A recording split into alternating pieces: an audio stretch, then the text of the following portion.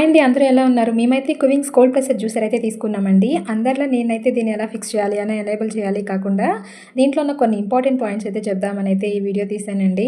ఈ క్వింగ్స్ జ్యూసర్లో ఈ పార్ట్స్ మనం తీసేటప్పుడు కూడా చాలా జాగ్రత్తగా తీయాలండి. ఏమన్నా బ్రేక్ అయినా కూడా ఇవేమి ఎక్స్చేంజ్ లేదండి. వీటి మీద ఏం వారంటీ లేదు.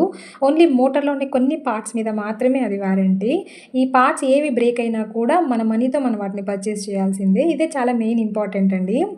ఇంకా జ్యూసర్ రన్ అయ్యేటప్పుడైతే సౌండ్ విషయానికి కనుక వస్తే మాత్రం సౌండ్ మాత్రం రావట్లేదండి. చాలా పీస్‌ఫుల్‌గా, కామ్‌గా అయితే వర్క్ చేసుకోవచ్చు. సెంట్రిఫ్యూగల్ జ్యూసర్‌తో కంపారిజన్ చేస్తే దీని సౌండ్ అయితే చాలా తక్కువ ఉంటుంది. విన్నారు కదండి సౌండ్ అయితే. కాకపోతే దీంట్లో జ్యూస్ తీసేటప్పుడు కొన్ని ఇంపార్టెంట్ పాయింట్స్ అయితే మనం గుర్తుపెట్టుకోవాలండి. మనం తీసేది సొరకాయ అయినా, బూడిద గుమ్మడికాయ అయినా ఇవన్నీ కంపల్సరీ చెక్కు తీసే వేయాలండి. లేకపోతే అది స్లిప్ అయిపోతుంది. నురగగా వస్తుంది జ్యూస్ అయితే.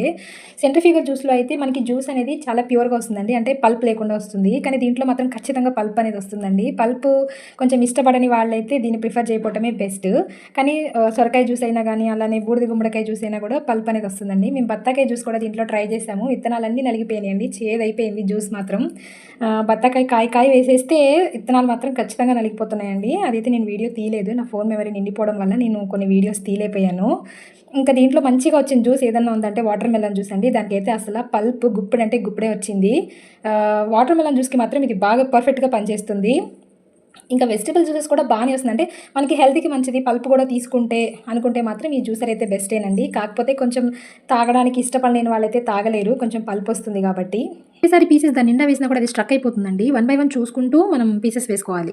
మెషిన్ రన్ అవుతున్నప్పుడు జ్యూస్ వచ్చే క్యాప్ అనేది క్లోజ్ చేసే ఉండాలండి. అది జార్ మొత్తం నిండిన తర్వాతే ఆ మూత ఓపెన్ చేస్తే జ్యూస్ అంతా కూడా దీంట్లోకి వచ్చేస్తుంది.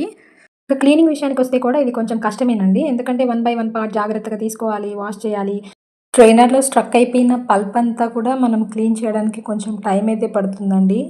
వాళ్ళైతే ఆ జ్యూస్ వచ్చే గిన్నె, ఆ పల్ప్ వచ్చే గిన్నె జస్ట్ ఆ మోటార్‌కి, ఆ మెషిన్‌కి ఇలా టచ్ అయినా కూడా మోటార్ చెడిపోయినంత భయంకరమైన సౌండ్ వస్తదండి. అది కొంచెం దూరంగా పెట్టుకోవాలి. అంతే ఫ్రెండ్స్ ఈ వీడియో గురించి. మళ్ళీ మరో వీడియోతో కలుద్దాం. బాయ్.